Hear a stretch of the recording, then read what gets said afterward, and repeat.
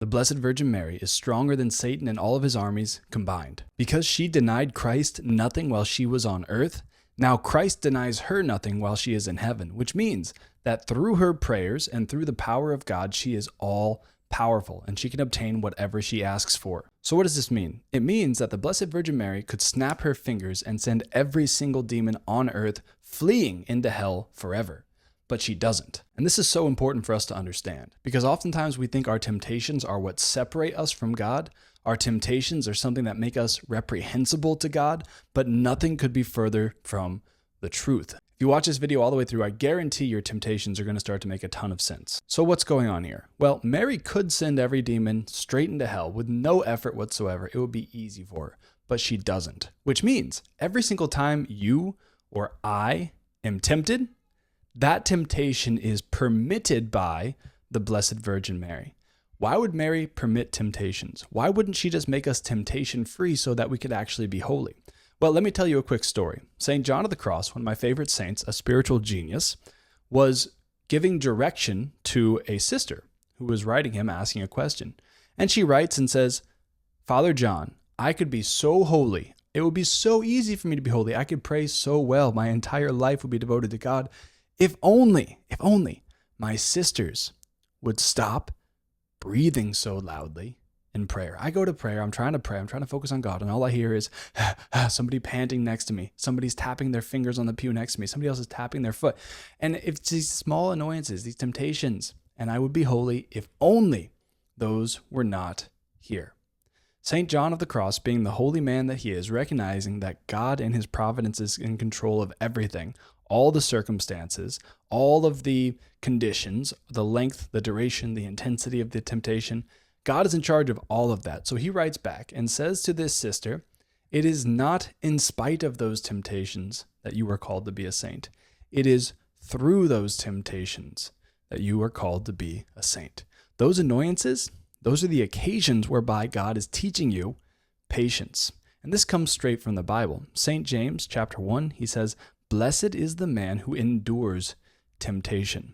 Why? Because every time you're tempted to get annoyed, that's an occasion whereby you can win a battle in the name of Jesus and grow in the virtue of patience. Every time you're tempted to lust, that's an occasion, and God has promised you the grace to win this battle. That's an occasion whereby you can overcome a temptation to lust and grow in the virtue of chastity. We become holy not in spite of our temptations, but through enduring them well. This is the biblical principle. And now I'm going to explain why it's so important for you to have Mary in your life through all of this.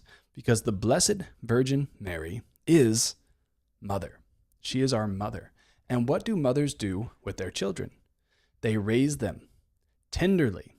They give them occasions whereby they have chances to grow, but they're always right there to make sure they don't fall and slip up. This is what the Blessed Virgin Mary does in our spiritual lives.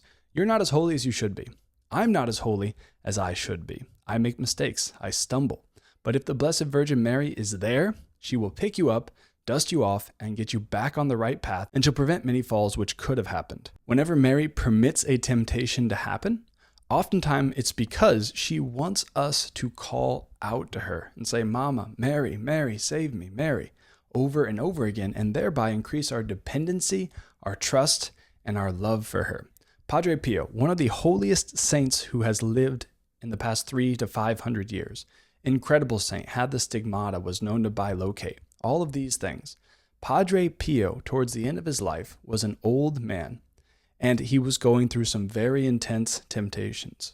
One of his brothers tells this story that they went to Padre Pio's cell, they knocked on the door, nobody answered. They opened the door and peeked in, and they found Padre Pio lying on the floor, just rocking back and forth, saying the words, Mama, Mama, Mama, over and over again.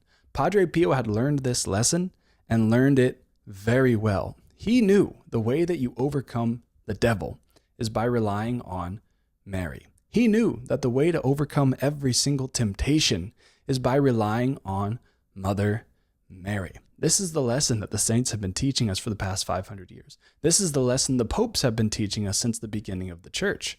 We need to have a devotion to our mother. There is no quicker, easier, or more effective way to the heart of Jesus Christ than through the intercession and the prayer of his mother, because whatever she asks for, she receives. She honored him perfectly on earth. Now he honors her perfectly in heaven. This is the gospel truth. So if you've watched this all the way to the end, I have one challenge for you. Start today. Start praying all 4 mysteries of the Rosary every day for 1 week. Just try it. I have talked to multiple people who have taken this recommendation from me, and they've all said the same thing.